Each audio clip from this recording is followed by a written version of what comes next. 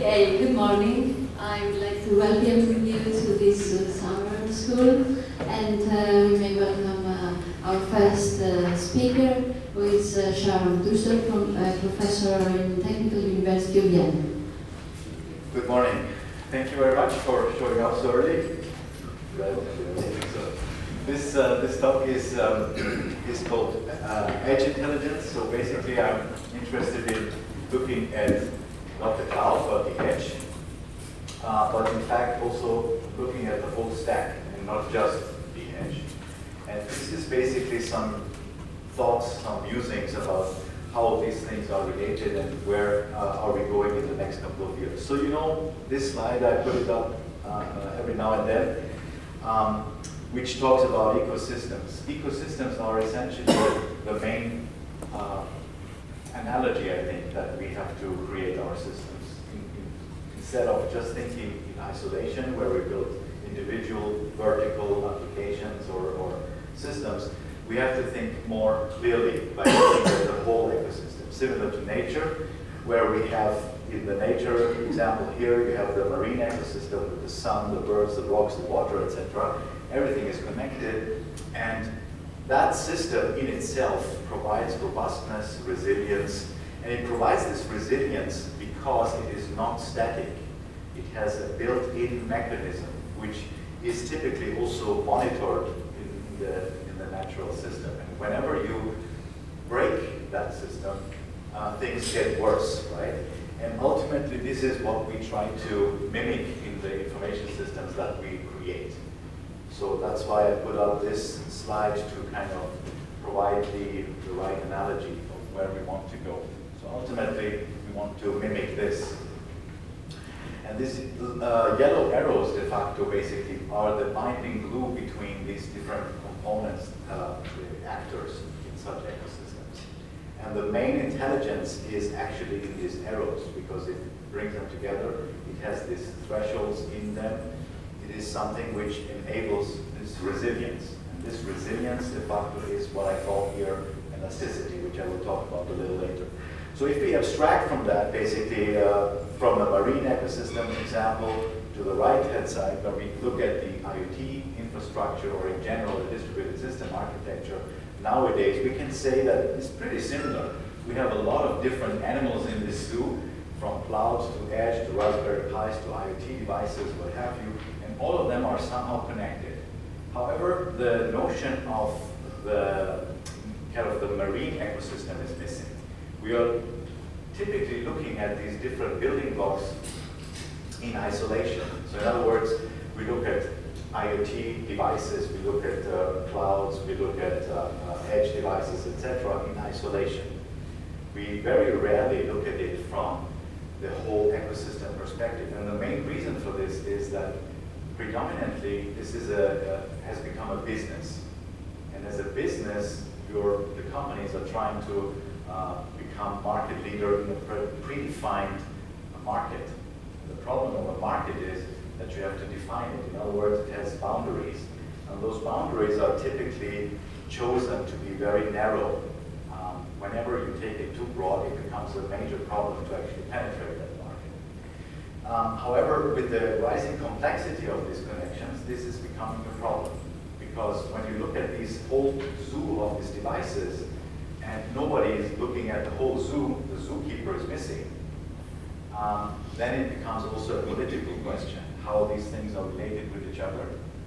And we all know and feel, and this is just the beginning, about the political influence in the tech world, how this will take us.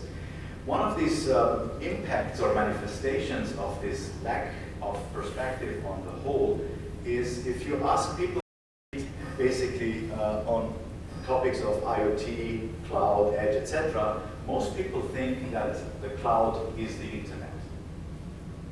And actually that's a very sad comment, right? Because the cloud is not the internet. The internet is the internet.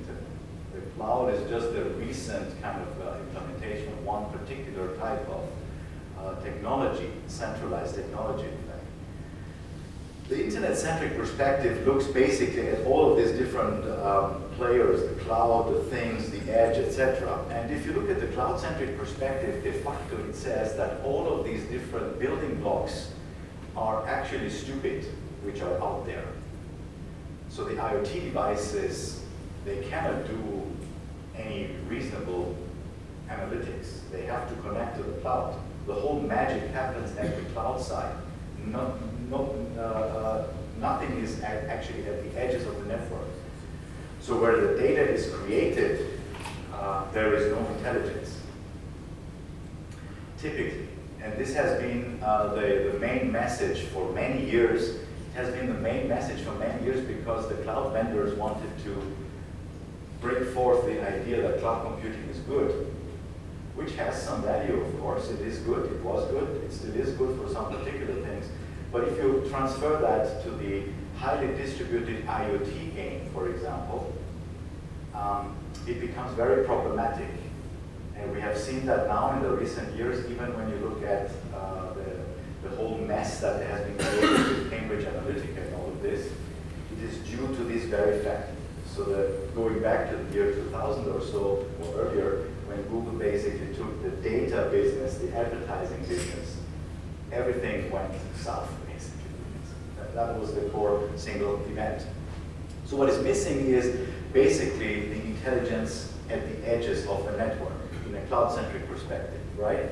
The internet-centric perspective basically says, okay, there are many different players. You can have IoT sensors. For example, this room might have its own intelligence. It might be able to recognize how many people are sitting in this room, and based on the number of attendees, the air conditioning can be regulated. If you don't have that perspective, the room in itself, on the quotes, cannot decide that. It has to, if you want to implement that functionality, send all that data, how many participants are here, to the cloud. The cloud gives back the command for actuating the air conditioner, right? Very simple example, but this is how things typically are, even on that primitive level. Now, if we kind of make it a little bit bigger and look into the smart city, you know that we have all these things with all these sensors, we have all the software packages for disaster management, traffic control, tracking of goods, etc., all the people running around in the city, and all the data that is being created. And all of those are provided as a service. Now, if you take this example and bring it to kind of an analytics perspective, and you are interested in providing some analytics, let's do a thought experiment. Let's say I'm in the City Council of Vienna, and I would like to basically look at what is the energy consumption, because Mark was later talking about energy consumption. What is the energy consumption of this building? Oh, but what is the energy consumption of this resort? What is the energy consumption of the whole street? What is the energy consumption of some arbitrary region? Those questions are de facto impossible to answer in an ad hoc way. You would have to be able to basically implement everything in advance as you like. This is, of course, total nonsense, right? You don't want to do it like this. Not at least in this example of smart cities and analytics. It would be nice to have these different vertical domains and ask different types of questions if we want to empower, let's say, city councils versus the Googles and the Amazons of this world to make reasonable adjustments of the situation. So, for example, social well-being. You could ask the same similar question like in energy consumption. You could ask, what is the health situation in this neighborhood? And how does it correlate to the sensors of air pollution and what have you? And you can do all kinds of these questions. I think you get the idea. You basically want to have sub-analytics, for example, which is impossible to predetermine. In a sense, similar to the question of predefined queries on databases, or you just ask the database what is there, right? So now map that into the current architecture that we typically have. And I think that we are now coming to a situation where we are seeing something similar to this. We have all of these IoT devices out there, these sensors, these cameras, etc. And these cameras, etc. are becoming more and more intelligent. So previously this was a stupid camera just streaming the data to the cloud. Now the camera has a computing processing device on it. It can actually do some analytics, it can do filtering, it can do learning, etc. Right? It's quite a sophisticated machinery now, also with all the security implications. But de facto what we see is kind of a stack. We have these devices, we have the edge, we have another layer of edge, which some people call the fog, which is basically the game that the telcos try to enter if they don't mess it up, and cloud computing, right? So these two layers are extremely interesting because they help us to manage the complexity of the overall network. And they basically deal with the question of offloading horizontally or vertically computation, storage, and what have you. So you have these two-dimensional questions of offloading. Maybe offloading is just too simple. It's actually much more than offloading, which we will see in a later slide. Because there are questions of coordination. All the workflow questions come again. They hit us now different with a different spin on all these similar things that we have here. And this brings me to the question of elasticity. Some of you know that I'm pretty excited still about the question of elasticity. And I like elasticity because it's actually the property which allows resilience in systems. So typically when you focus on these yellow arrows, you realize that actually it's a property that helps different parts of a system to be glued together. And elasticity fascinates me because it actually is a property from physics, saying something about a property of returning to an initial state following some deformation. So you hit the material, it deforms, you take away the stress, it goes back. Similar effect like a rubber band. And de facto, if you look at the systems that we build today, are operating in this three-dimensional space. So you have on the one hand side resource elasticity, you can add and remove different types of machine resources. De facto, you can also add and remove people resources, but I'm not going to talk about this today. We have different quality elasticity. You might say, I want to have the fresh I/O data, the fresh IoT sensor data, but only if the cost is not more than X amount of euro. So these type of questions or specifications in this three-dimensional space are extremely important for any type of system that we are creating nowadays. It is related to energy, to cost, to quality. And typically, this has not been the case the decades before. But increasingly, we have to build systems which are aware of these three dimensions. And we had a project a number of years ago, a new project, which looked at this purely from a cloud perspective. So in a sense, we could attach these elasticity requirements with their own language that we define, which can be tied to Tosca, tied to different types of languages, and specifying constraints and the strategy, what we would like to do. And the dashboard that you see here was basically allowing then the engineer to see which constraints were not met, and then counter-react automatically or semi-automatically. And now we would like to bring this functionality also to the edge, because as we have seen before, the whole stack is de facto what we have to play with. It's not only the cloud anymore. Now, of course, this becomes more complicated, as we will see.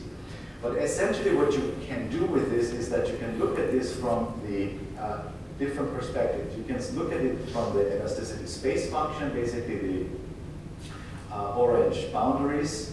Is my application running inside these boundaries? And you can look at it from a pathway perspective. You can say, okay, how is my application evolving over time at any point in time, and say something about if you're losing money or not. So this is a general perspective of elasticity, right? And now when we think about this smart city example I was giving you before, and map it to the infrastructure question that we have typically here in this setting, this is a very general setting here, we realize that the city councils, for example, have a massive problem. And the problem is actually very generic. And it is actually tied to the question of these analytics questions I was giving before. So there are different players in this whole type of smart city ecosystems. They provide different parts of the system. They have all of their own finance kind of bidding and those kinds of mechanisms. And the problem is, how do you actually integrate these systems? So the cities are not in the, they don't have the skills to integrate permanently all kinds of systems. So people are now beginning to look into this blockchain. I personally am not a very big fan of blockchains, but we started to look into this as a means, how can we actually integrate in a secure way the different players in order to answer these types of questions that I was talking about before, in the super-analytics types of questions. And we basically try to abstract. Will it sustain the workload? What do you mean? If you have zillions of events per minute coming Yes. from the sensors, Yes. you pump it into a blockchain. Yes, so this is exactly the point. Okay. This is exactly the point which triggered the question, how can we actually deal with this, right? Because exactly of this problem that you're talking about. So we looked at it from a general perspective, but within the scope of such an architecture. And we discovered that there are actually three types of considerations that you have to give. One is granularity, which basically talks about fine-grained or coarse-grained granularity, so the blockchain is assigned to a single level or multiple levels of abstractions. The second is the question of accessibility. Basically, is it a private blockchain or is it a public one? And you might want to analyze the blockchain by different agents, right? So you have different agencies looking into these different things. And you have different deployment models. In other words, is it a virtual blockchain or is it a real blockchain? To make a very simple but concrete example, consider a street, any street. You can actually look at it from a level 1 section type of perspective with the different sensors which are there, right? So you have IoT sensors providing at the street level. You can consolidate the data. You might want to bring actually these different data and consolidate it on a higher level and do for different sections of the street to actually say something about road and maybe consider different decisions for making different decisions for crossing to a different street, right? So this is a very general example of the IoT scenario with the sub-analytics I was giving before. Now, even if you take this very simple example, you actually hit already the elasticity type of question that I was talking about before. And the only thing which I consider really interesting or fascinating in the blockchain scenario or new is actually the question of the smart contracts. So if you look at the smart contracts example, you see that you have different integrations aspects actually in this scenario. You can talk about granularity, fine or coarse grained, accessibility, deployments, is it private, is it public? So we came to this idea of why can't we have elastic contracts between these different levels? Because the contracts as they are today are actually very stupid types of codes de facto which are just executed. But what about if we have elastic contracts dealing with the resource quality and costs, dealing with what we came to define glue contracts and analytics contracts. I will give you some example here. Now, if you take this example of these two different levels on the street, you can look at it from different aspects. You can see the fragments of a blockchain, block I to block I plus 7. So we have these different IoT sensor data which are being created. You have different types of sensors. And de facto, what you would like to have is what we call an elastic analytics contract, which actually creates a service for a presence prediction, for example, for the next level. So this consolidation or presence prediction service, which is here taking the information from different sensors of these different blocks, is providing information for the next level. Isn't it true that prediction will also mean that you need to go far back in the past, scanning through the whole blockchain in order to gather historical information, predict the behavior? Well, that's... So will it perform, will it... Well, you will do it on a different level. I will, maybe that... Okay, I'll wait. Oh, wait, okay.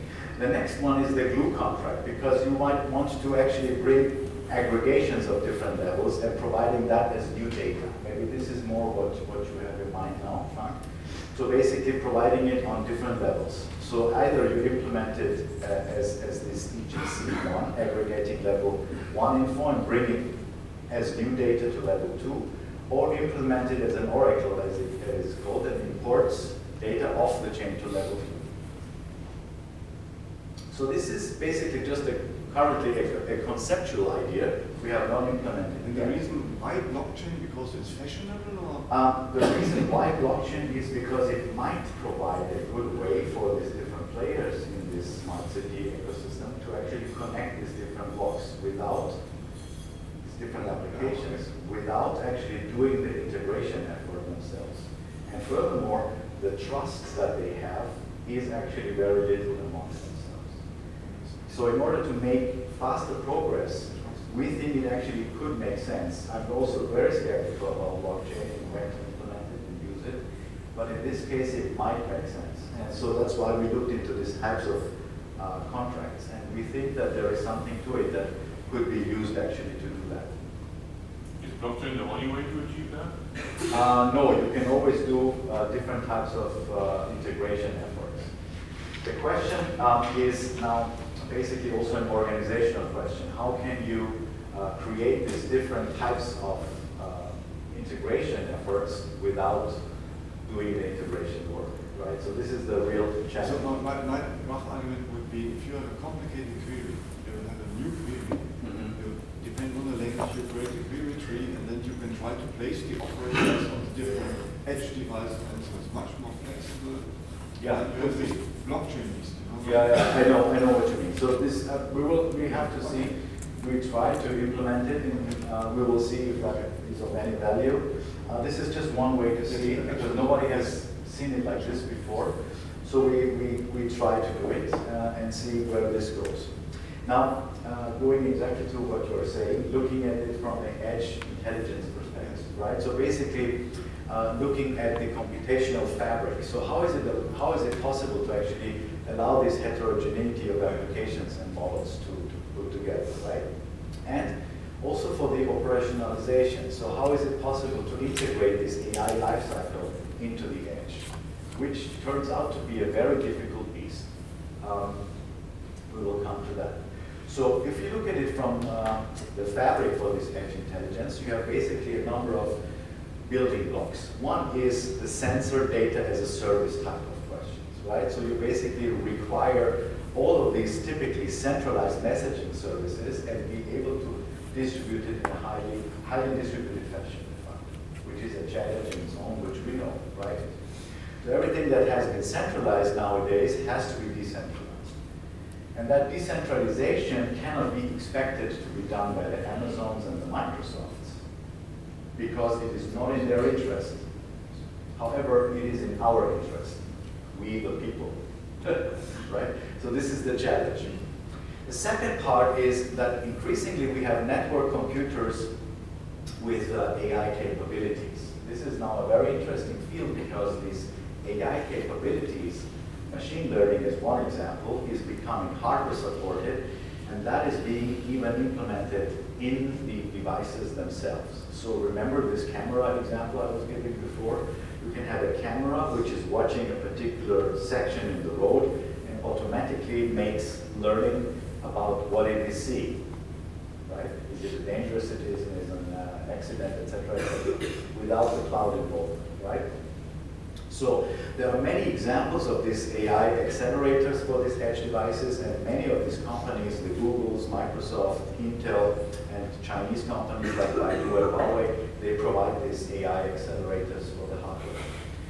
And the third, of course, is what Frank also talks about, is the intelligent orchestration for all of this distributed architecture that we have. Because only now we can see, again, workflow hits back. So we have all these orchestration requirements from the sensor level, from the edge level, fog level, cloud level. Now the question becomes even more complicated because now we have all of these different layers and we have all of these different combinations which are possible. So you have applications which are basically, you have to decide where is this application running. Is this application being executed on the cloud only, and we see only the results? Is part of the application, is the data, where is the data stored? Different privacy concerns come in.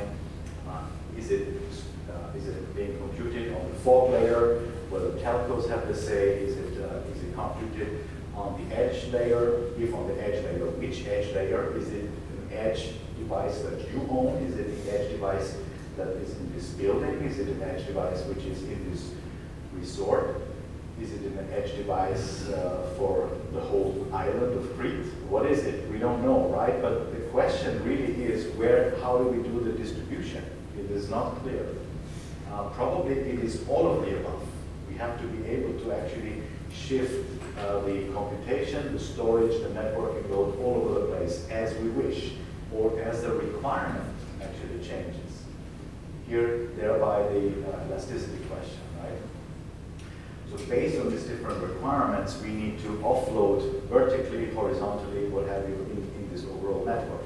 Now, you have these types of, just to give you an illustration, we are experimenting, we are building our own little clusters of these edge devices, and also including them with AI processors here. And we're dealing with all of these different types of questions that I was talking about before. The second paradigm which we discussed also last time is the osmotic computing. So osmotic computing, as we were looking for a fancy name, basically discusses about how can we shift the execution of these different services back and forth on these different devices. So similar to osmosis in chemistry, we have the problem that we actually don't want to develop code and then always be very specific about where it is being executed. It just doesn't make any sense anymore, right? But the problem is the reality still needs the requirement of where is this actually being executed, right? Is it executed on a Raspberry Pi with constraints which are different than a cloud computer or a different edge device? So the problem is still there. So the orchestration is obviously also a big problem. I mean, it was not really successfully solved, the distributed workflow type. And as we know, whenever something is not solved successfully, it will hit us back with a different name. And this is exactly what is happening now again. Now in the form of looking at it from the edge perspective as well. And not only the edge, but also the stack. Edge, vault, cloud. Right? So now when we look at this whole spectrum of this osmotic movement, these micro elements as we call them micro elements because we are now going to dissect what is actually inside of this code, if you like, and what is being on the cloud, what is being on the edge, and what is being in the things environment. And it is helpful to do that because now we can differentiate which parts should be where. Because actually it might make sense to have some parts on a higher level on the architecture and some parts on the lower level of the architecture. And you need to dissect them, right? And if you want to dissect them, you need to have some different terminology as it is now. What we propose are micro elements.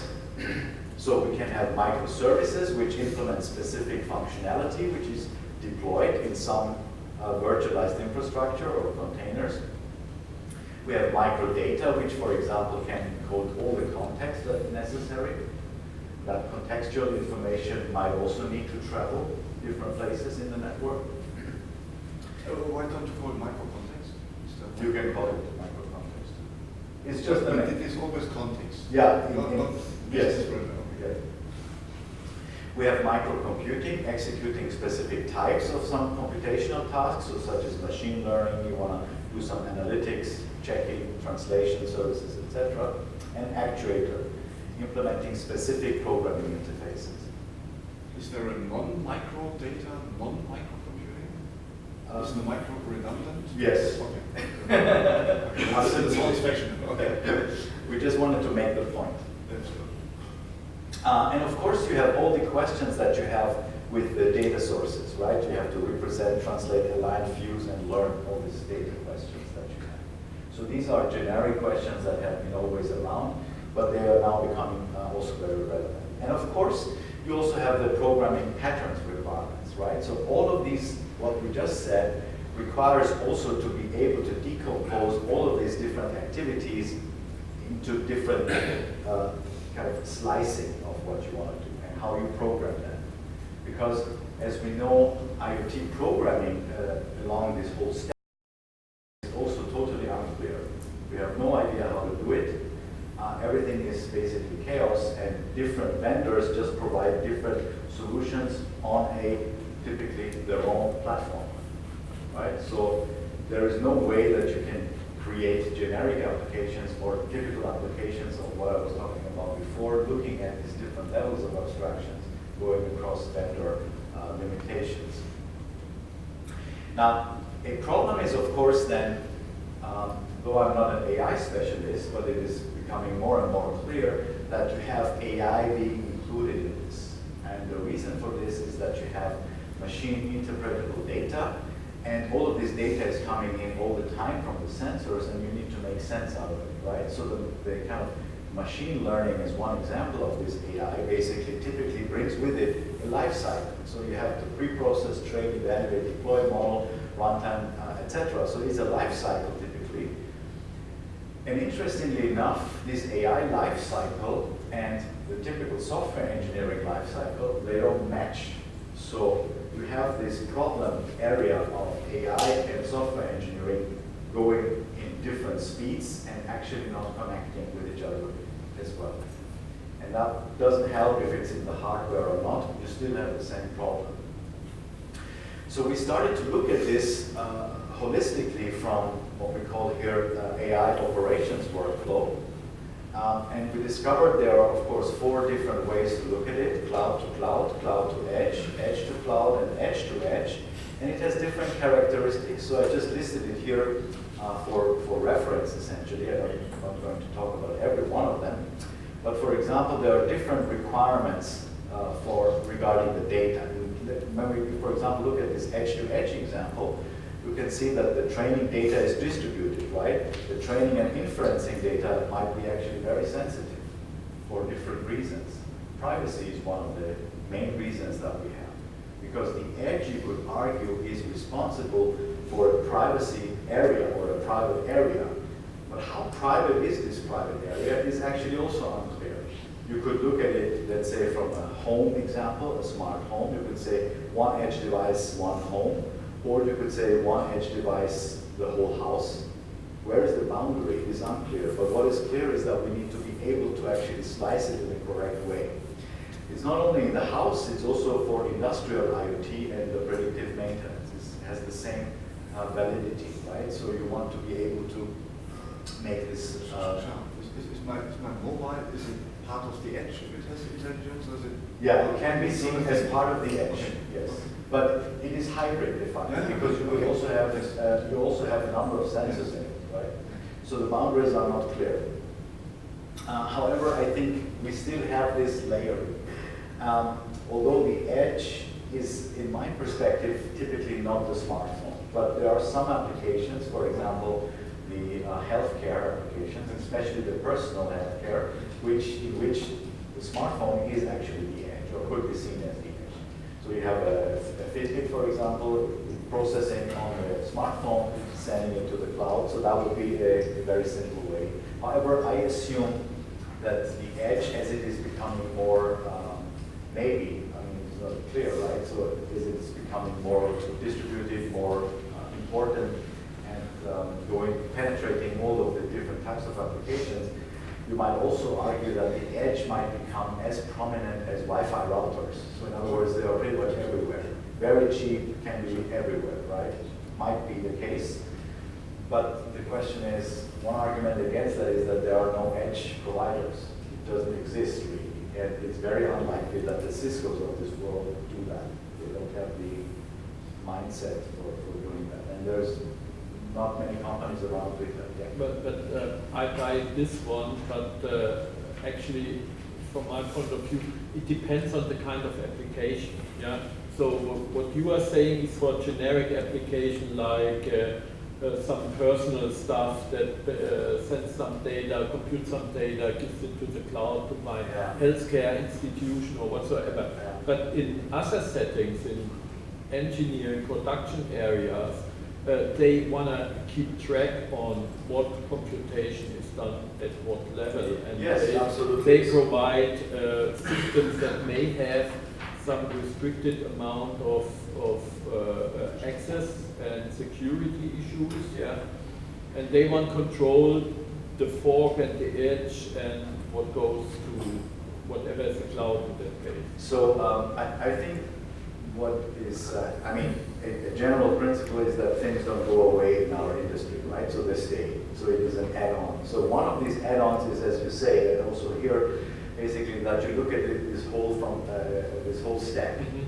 And the question then is, okay, who are the basic infrastructure provider for these different stack layers, which is still in the make. It's not clear yet. So the telcos are trying to position themselves as fog providers. They didn't really get the cloud bandwagon. They didn't fully understand the cloud, what it meant for them. Now with the fog, they try to reposition themselves as becoming a provider, right? And the same is true for the edge, but to a lesser degree, because it is not clear who might be able to provide such edge services. It might well be that there is an edge provider which actually convincingly says that, okay, I can provide you with a really private edge. It's really private and it's your private edge. So it might be, but for many applications, it's also just the smartphone ecosystem combined with the cloud. So I think what we see is the whole stack that we typically have. And this basically looks at it from the whole perspective, from cloud, edge, and between those two. And it's quite interesting because there are very different requirements in this space. So to conclude, I think that I hope that I could show you that there is what is upcoming is an edge intelligence. So in other words, that not everything has to be done on the cloud or should be done on the cloud, that we have different layers in this whole stack of architectures. One way to look at this might be a useful way, combining these things with the blockchains for particular things. Not for everything, I hope, because it definitely we know that things don't scale and there are not many transactions per second possible. But if you consolidate things, maybe that's possible or interesting.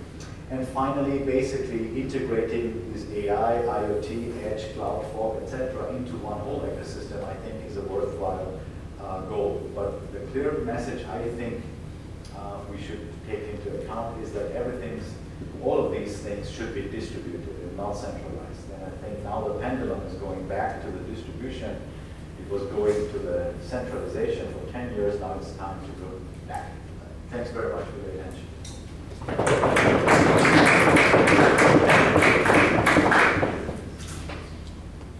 Okay, thank you for your talk. We have time for questions now. I think you did this. Oh, okay. He's Italian. Okay. Would you like me to sing it? No. Thanks for the talk. The impression I had that you're focusing a lot on the data going from the edge up, right? So there's a lot of processing. You say the AI is there to actually help understand the I think it's both ways. So it's top down and bottom up. But that's the part of that little bit I was missing, the backwards, like in which you have to coordinate all the various components. So Yeah, so you have issues of then of consistency, and you have much more partitioning. yeah, all of our good friends come back, right? Consistency, etc. So you even have cloud to edge, as you can see here, right? So this, for example, this is of course the AI perspective now, but you have cloud to edge, but you also have edge to cloud questions. Yes. Right. So you do have this question. You have It's still data-based, because it's all getting the data, understanding. Yeah, because this is now looking at the AI only, because otherwise the table will explode. But of course, you can look at it from different concerns. And this AI, is you just- mean learning, actually, right? with AI, I mean just learning, Machine yeah, just machine learning. This is what most people now think AI. But his point is you need data. When you were complaining about internet and cloud being the same word, Yeah. I was complaining AI and learning. Yeah, but are the I'm same doing word. this to the AI community. They deserve it. Because everything which was called software is now called AI, which I find totally unfair. So I just did. And database are called blockchain. Oh yeah, exactly. So you understand. Yeah. I agree with you that the systems are distributed by nature. But combined with AI, I have a concern. This debate about AI and human control over what's going on in AI-controlled systems, there should be a boundary that we should always be able to understand why a certain decision has has been taken that way or that way. And if you now have a distributed system with different AI solutions applying to different corners of your edge, how would we ever be able to understand what's going on? Yeah, that's a very good question and a very concerning question.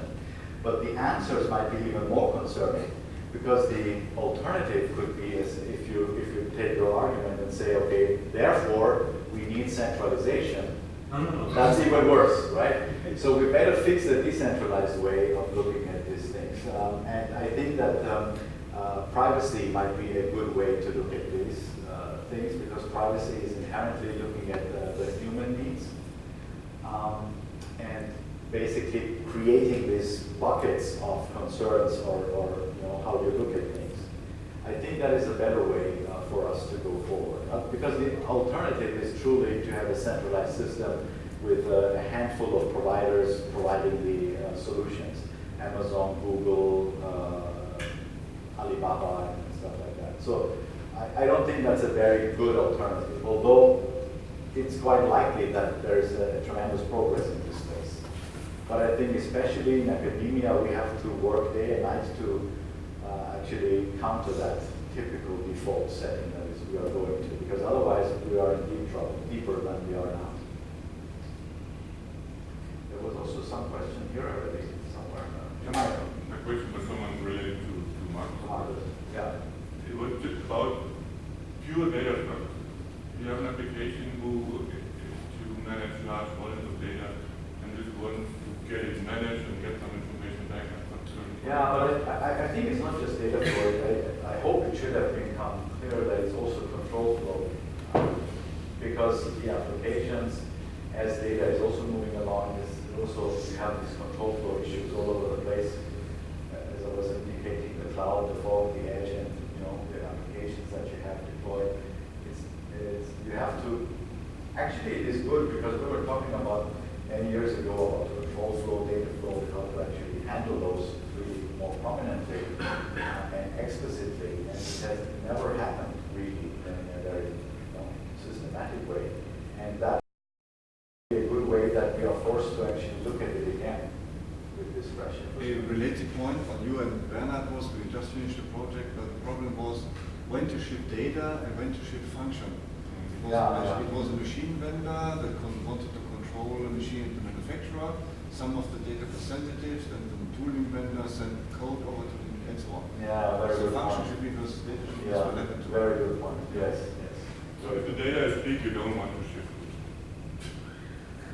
There is actually another. There is also another question related to, or another topic related to this is the whole question of computing architectures. Von Neumann architecture versus other architectures. There is also a lot of work going on in actually shipping or doing the computation in memory, which is definitely a more useful way regarding performance. So maybe we have to revisit this in this perspective. Yeah, and you have to define what big is normal. Yeah. If big is street data that shows up in, let's say, 2 seconds a gigabyte or so, or in 2 months a gigabyte, that makes a difference. Yeah. And if it is trickle feeded somewhere, you may ship a function to the edge or the fork and do some work over there, and then do load shedding and get out of the big data. You get out a very very fine-grained small data stream, right? It depends on the application. I guess we have to provide techniques that allow to the alternatives, and then to choose the right alternatives. And data versus function shipping is one basic alternative that will stay, from my point of view. Yes, and also function as a service is being increasingly becoming popular. Also you the can, edge. Yes. You can even think to compute your AI models in the back end, in the cloud, and then send the model you computed to the sensor or next computation next to the sensor and run it over there. All of the above is true. But also you have to create these models on the fly in real Yeah. time on Yeah, these yeah, different yeah, yeah. levels. You have Because to- this the yeah. model creation, considering just the horizontal edge, for example, looks different than if you consider if you make it a bigger pool of data, right? And that problem is horizontally and vertically. So it's a really wicked problem, I think, to deal with. Especially, I don't see that the AI people will successfully master this because they don't have the systems perspective of really doing this. So I think we need to collaborate, I'm afraid. Well, Schahram, I couldn't agree more with what you said. That's bad. Thank you. Hey, That's really bad. That's a bad sign. Wait for the now. But Tomorrow I will refer to some of the aspects you talked about today. Still, I have the question, if I understand you right, your dream would be to have a more unifying view on this wonderful new world that you explained us.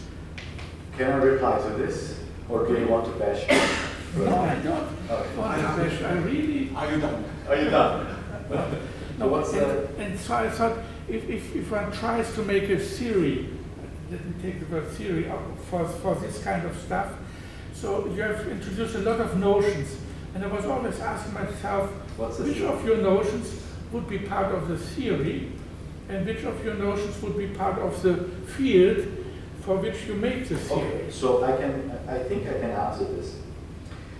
I think that the systems that we are creating have to mimic, under quotes, nature. I think that's probably a wise decision to make. I mean, we ourselves, as I always bring this example, we have this autonomic nervous system, which is very similar to what I described. So we have the network of networks, we have the organs, everything is connected, we have the blood, etc. So it's kind of an interesting thing, right? Also, the computer itself, as you know, the whole architecture was trying to mimic as the brain is functioning, as people understood it in those days, right? So the point is that we are now at the question of, at the time of creating such an ecosystem, if we want it or not. And the reason is that everything is being connected. The question is, what is the metaphor that we would like this to tie to? So what is the metaphor? And the only metaphor I can come up with, which is not destroying us, because the capability of this is now, I think, similar to the nuclear bombs of the past, is how can we actually create a sustainable ecosystem, information ecosystem, for connecting all of them, people, the things, and the machine services. How can we do that? And my proposal is that the only thing we can actually try to implement is nature, because the other alternatives are actually very destructive. So, for example, one of the manifestations of this destruction is to have Skynet, essentially, right? A centralized AI type of thing, which makes centralized decision. So it's kind of a master-slave type of perspective. And I think that this is actually very interesting because your question is actually also mirrored in politics. So the question is, are we able to create systems for making decisions in a distributed and decentralized way? Or do we want always one person as a powerful leader? And it's actually exactly the same question. And at some point we have to answer it. How are we doing our decision making in politics, but also in all types of information systems? And the methodologies, the theories, and mechanisms have to mirror this. Right? We cannot, it's not decoupled anymore. I think it's about time. Thank you. So to be precise, you don't want to mimic nature because nature is extremely complicated. You want to be inspired by nature. Well, That's a good one. Yeah. Inspired, but it's not. Of course, we cannot totally because it is inherently. We have to kind of the whole how nature evolves, how the cells have all the fractal knowledge of all the other cells. We don't. I mean, when we create an edge device, it doesn't know everything that the cloud knows, and vice versa. Right? If we really would like to have nature, that would be the situation, but it's probably never going to be true. Well, but when you when you insert a computer into the internet, Yes. it more or less knows about the whole internet Yes. due Yeah. to Yeah. networking Exactly. infrastructure. Yes. Yeah? And those first engineers of the internet actually saved humanity some 20, 30 years' time. I don't agree at all. When you insert a computer into the internet, you do it on a very local scale. Yeah. In an absolutely local environment to put it in, and the rest of the internet doesn't know this. But After a while, Eventually, there yes, are some but that's- processes, but in the moment you do it, nobody it's on knows. purpose. It's on purpose. If that new system stays quiet, nobody cares. The system does not care. If it tries to work, it will be seen and will be heard and will connect to others. I think it's pretty good Yeah. already Yeah. from that point. And I guess something like this you want to have, right? Yeah. Right. And then you put another edge on the side, and you want to have that edge be Exactly. the hot standby for the other one, and you just want to tell it, oh, you're the hot standby, and then it takes all the information from the other, and that's Yeah, the you work. don't want the whole world to Yeah. know that if you plug in an edge device Yeah. that Exactly. it's there, right? It doesn't make sense. Yeah. I disagree. You want us, okay, so you give a talk and you No, disagree. it's simple. The reality is much more complex, and if you just want to guarantee some arbitrary property, let's talk about coordination, consistency, something. It does not you need to go into detail, very much detail, and make things fit together. I don't understand your argument. Can you read? No, I interpreted Bernard's message like this, that you just put something to the network, and then there is some basis for these components properly work together. I think the comment was more on the metaphor of Yeah. nature. Yeah. It was on that level. Yes, It was not on yes. this. I'm sorry. Yeah, it was not. But if you put to, let's say, Elasticsearch or other cloud systems that have implemented elasticity in some sense, if you put a new node, the system knows how to integrate the node and make it work for the whole system, right? So you copy data, you copy functions, and then it runs as a part of the system. And if you take it out, system administration takes care of the local data and redistributes the work to the rest of the system. Yeah. But then you're centralized, right? Because I don't know. I guess that the technique or the technical term that you didn't mention that is important in all the discussion is autonomy, the degree of autonomy. Yes. If the degree of autonomy is 100%, then every node in the system can do whatever it wants. And this will not work, not even in your body, yeah? Not in an electrical ecosystem. Yeah? So depending on the application, you have to look what level of autonomy you want to have in your components. Yeah, that's true. Yeah. You have, and you do have different levels of autonomy. Yeah. Absolutely. Yeah. And I believe at the edge of the system, so the mobiles and so, there's a lot of autonomy because we decide what we put in here. That's what you think. Whereas on the back end, whereas on the back end, where the Googles and the Facebooks are, if I take that metaphor, yeah, they decide on what they do. No, but actually, I would like to challenge this because this is not The completely Googles, true. they are here. The Google They are is- also here, but they compute your new friends or friends of friends or whatever it is over there.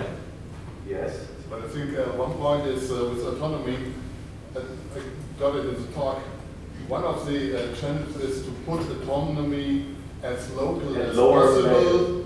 without disturbing the system to run anymore Mhm. effectively and so on. And I think that's the challenge. Yeah. But thanks for the tip. I will include autonomy. for Yeah, next time. yeah. It's one beer at least. One beer at least.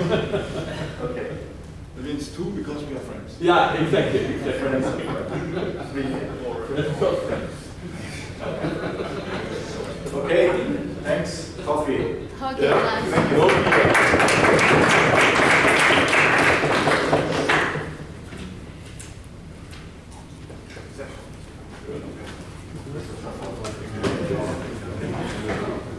Ja,